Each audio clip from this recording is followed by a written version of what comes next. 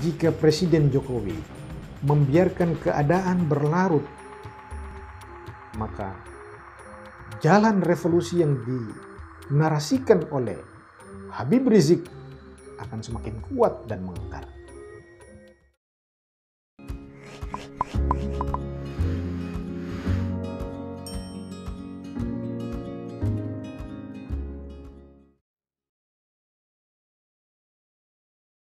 Assalamualaikum warahmatullahi wabarakatuh.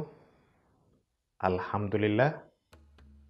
Salam hormat sahabat AHM, sebangsa dan setanah air di mana saja Anda berada. Kali ini saya ingin ngompol. Ngompol itu ngomong politik. Sebuah trending topik pemberitaan media mainstream maupun media sosial saat ini lagi membicarakan soal Habib Rizik Syihab. Kita pasti mengenal tokoh penggerak revolusioner yang cukup progresif dari Iran, yakni Sayyid Ayatollah Ruhollah Khomeini.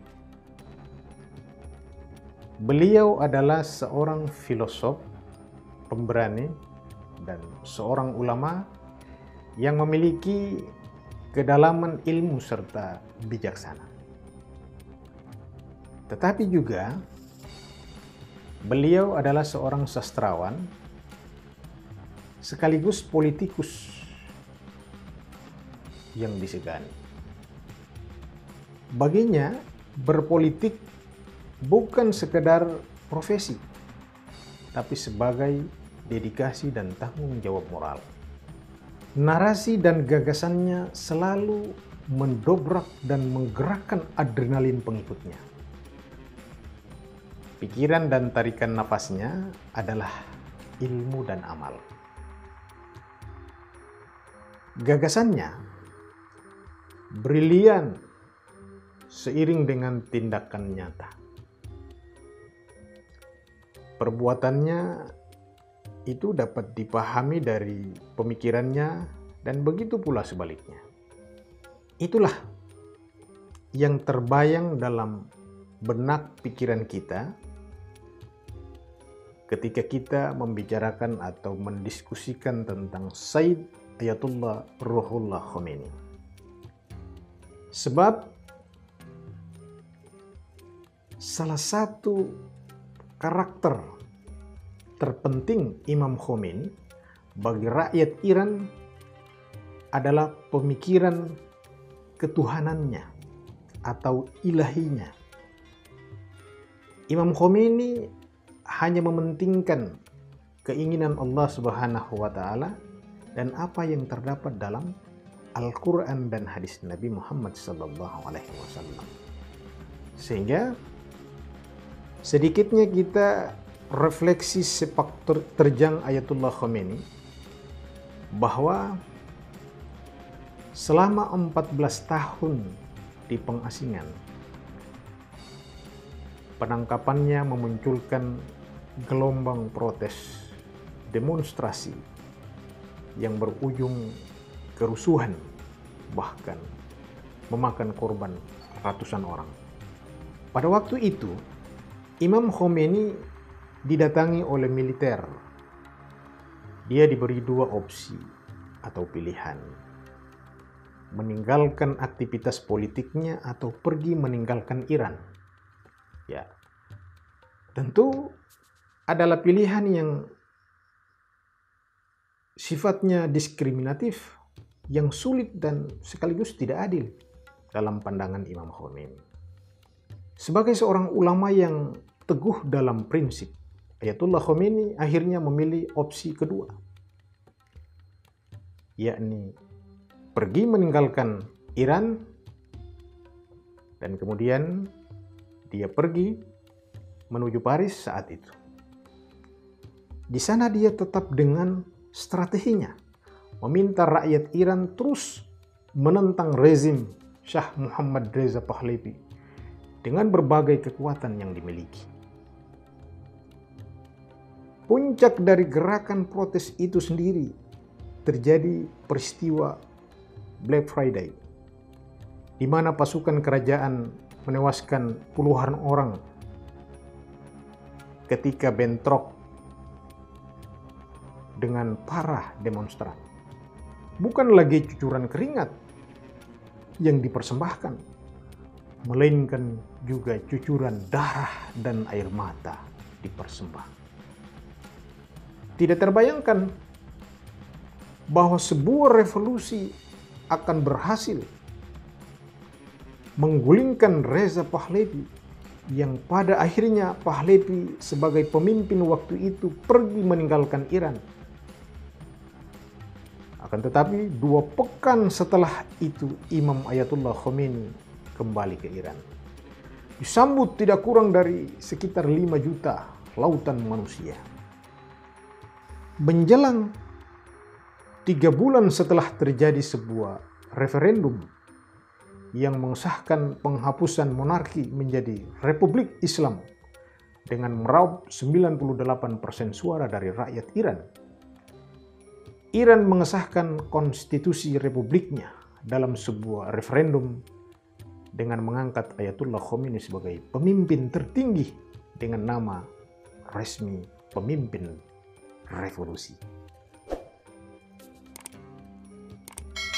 Sahabat AM, sebangsa dan setanah air di mana saja kalian berada.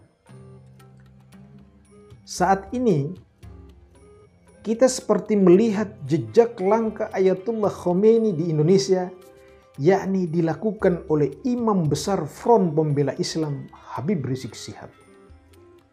Sepak terjang Habib Rizik memang tidak 100% mirip-mirip dengan perjalanan Ayatullah Khomeini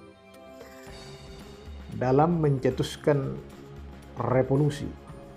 Tapi tantangan yang ditampilkan rezim hari ini membuat Imam Besar Front Pembela Islam ini seperti dalam situasi yang sama pada masa rezim Reza Pahlavi. Sehingga beliau memiliki keinginan kuat untuk mengemban misi revolusi.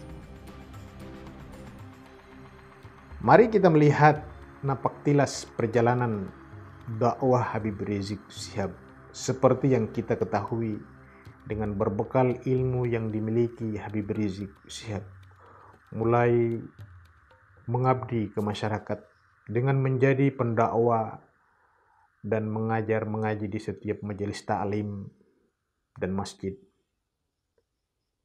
Ya, bersamaan dengan kesibukan aktivitasnya, ia juga aktif di organisasi dan sekaligus membina majelis ta'lim.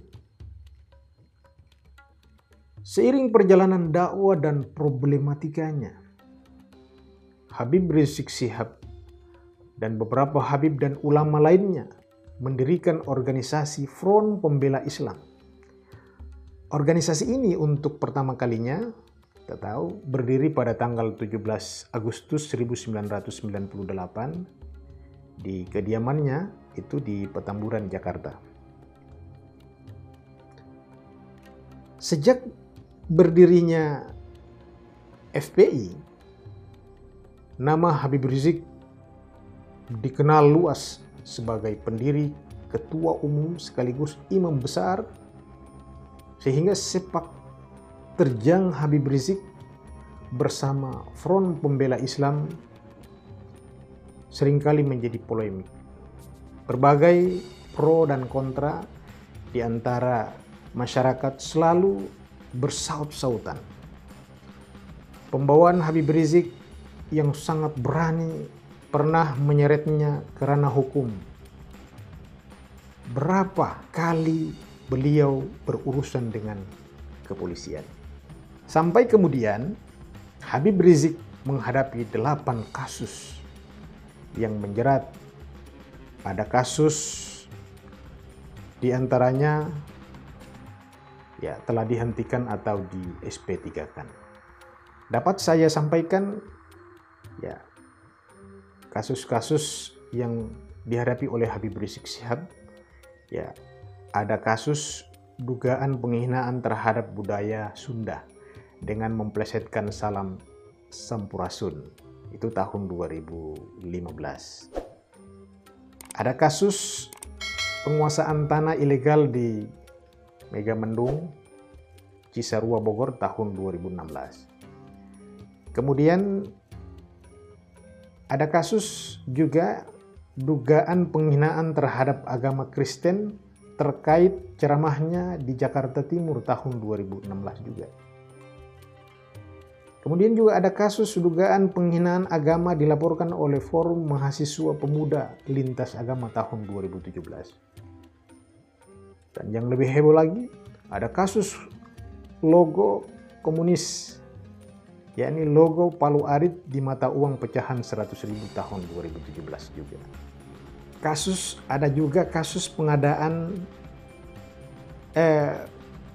ada kasus tentang penodaan terhadap Pancasila. Habib Rizik dilaporkan oleh Sukmawati Soekarno Putri pada tahun 2016. Dan pada akhirnya kasus itu di SP3-kan. Kemudian ada kasus juga tentang dugaan chatting yang mengandung unsur pornografi dengan wanita bernama Firza Hussein tahun 2017. Dari beberapa kasus hukum yang pernah dihadapi Habib Rizik Syihab, 2 diantaranya pernah menyeretnya masuk penjara, yakni tersangka demo anti Amerika Serikat tahun 2001 karena dianggap menyebarkan kebencian. Kemudian setahun kemudian dia ditetapkan lagi menjadi tersangka penghasutan atau ditetapkan sebagai tersangka penghasutan atas peristiwa pengerusakan tempat hiburan di Jakarta. Dan beliau mendekam di penjara selama 7 bulan. Kemudian tahun 2008 Habib Rizik juga menjadi tersangka pengeroyokan dan kerusuhan di Monas dengan vonis 1,5 tahun di penjara. Dan yang sekarang ini adalah tersangka kerumunan massa yang melanggar protokol kesehatan COVID-19. Semua itu tidak membuat Habib Rizik gentar dalam mengemban dakwah, yang pada akhirnya membuat dia berhijrah untuk sementara ke Mekah karena menghadapi berbagai fitnah dan tekanan penguasa saat ini. Nanti pada tepat tanggal 20 November 2020 kemarin, Habib Rizik disambut oleh ribuan umat Islam Indonesia. Dan sejak kedatangan imam besar ini di Indonesia, kembali lagi kita mendengarkan berbagai kontroversi, teriakan revolusi akhlak kembali menjadi bahan perbincangan. Dari rangkaian berbagai peristiwa yang sudah terjadi akhir-akhir ini, memang sosok Habib Rizik tidak diindahkan oleh otoritas kekuasaan saat ini. Semacam ada tekanan terus-menerus dan penguasa seperti terasa terganggu dengan sosok yang satu ini. Karena memang Habib Rizik termasuk figur yang kontroversial, sekaligus tokoh yang paling dihormati oleh kelompok sebagian umat Islam yang secara terang-terangan menjadi kelompok oposisi penguasa saat ini. Saran saya, semestinya pemerintah, TNI, Polri diharapkan dalam menghadapi konflik sebaiknya tidak menggunakan kekuasaan secara otoriter, tetapi harus membangun komunikasi rekonsiliasi dengan berusaha menciptakan kedamaian di saat-saat menghadapi resesi ekonomi, bahkan kondisi pandemi COVID-19 yang sudah meluluh lantakkan sendi-sendi perekonomian negara sekarang ini. Sebab ini dalam pikiran saya boleh benar, boleh juga salah. Jika Front Pembela Islam yang menjadi sasaran dalam tanda kutip perang, justru semakin memperkeruh keadaan. Padahal yang harus diperangi itu, perang dalam tanda kutip, bukan FPI, tapi soal penyelesaian pemulihan ekonomi, penanganan COVID-19 yang masih menunjukkan peningkatan penularan yang cukup signifikan. Habib Rizik bukan teroris, bukan pula pencuri uang negara. Dia hanya figur yang keras mulutnya dalam menyampaikan amar ma'ruf nahi mungkar. Sementara Presiden Jokowi sebaiknya membuka dialog atau mengajak Habib Rizik untuk bagaimana menciptakan kedamaian dan memecahkan berbagai masalah bangsa, terutama kebutuhan ekonomi rakyat. Itulah ngomong politik kita di saat sekarang ini sebagai sebuah intisari dari demokrasi Pancasila yang mengutamakan musyawarah untuk bersama-sama berkomitmen. Tentu hal ini dapat terwujud jika para elit bangsa mau saling mengalah demi untuk kepentingan yang lebih besar, yakni untuk kepentingan bangsa dan negara. Sebab jika Presiden Jokowi membiarkan keadaan berlarut, maka jalan revolusi yang dinarasikan oleh Habib Rizik akan semakin kuat dan mengakar. Ini pendapat saya. Boleh salah, juga boleh diterima. Karena sejarah mencatat bahwa arogansi kekuasaan dan tertutupnya komunikasi negara dengan rakyatnya menyebabkan lahirnya sebuah revolusi. Ini sejarah mencatat loh. Nah, jalan keluar dari permasalahan tersebut adalah dialog dengan prinsip-prinsip saling ikhlas dan dapat memberi solusi, bukan dengan cara kriminatif, diskriminatif, apalagi dengan cara represif. Intinya, bahwa sekarang ini Habib Rizik menjadi sebuah fenomena politik nasional. Entah apa yang akan terjadi jika satu sama lain saling mempertahankan arogansi. Tanpa dibuka ruang dialog, dan apakah Habib Rizik akan menjadi aktor signifikan langsung dalam politik nasional yang kemudian mendapat legitimasi publik seperti perjalanan sejarah Ayatullah Khomeini, atau dapat diasumsikan bahwa ada elit politik yang lagi mengendalikan Front Pembela Islam maupun Habib Rizik siap, atau ada bayang-bayang lain yang akan menggemparkan perpolitikan nasional kita. Ya, kita tunggu kejutan apa yang akan terjadi. Nanti kita akan bertemu pada ngompol berikutnya. Jangan lupa like, komen, dan share ke teman-teman. Dan jangan lupa subscribe agar channel ini lebih berkembang lagi. Demikian, Assalamualaikum warahmatullahi wabarakatuh.